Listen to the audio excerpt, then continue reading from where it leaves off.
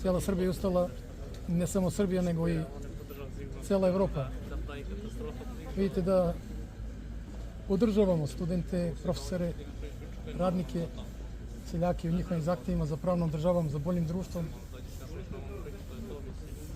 Konkretno, svi znamo šta je dovelo do pada nadstrešnice na železničkoj stanici u Novom Sadu i stradanja nedužnih ljudi. To su mogli da budu i ova deca moja, vaša, bilo čija. I zato vlast ne haje. Kao da su vrapci poginu.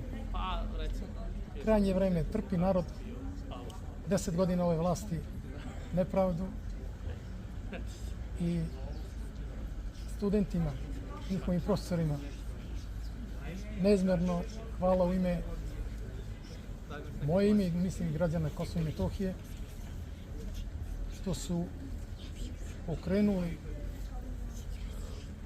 zahtjev da se nadležne državne institucije bave svojim poslom, a da se nenadležni ne bave.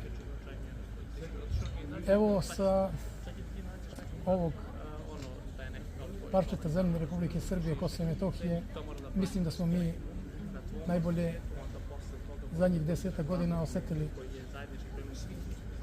kako je živjeti pod vlašću aktuelne vlasti u Republici Srbiji. Nažalost, na sreću onih drugih koji su se obogatili zahvaljujući dolaskom Srpske napredne stranke. Mnogi su odavde napustili svoje ognjišta, odveli ovu decu, njihove generacije, mlađe i starije. Mnogi ne mogu ni da dođu da posete tragove svojih predaka.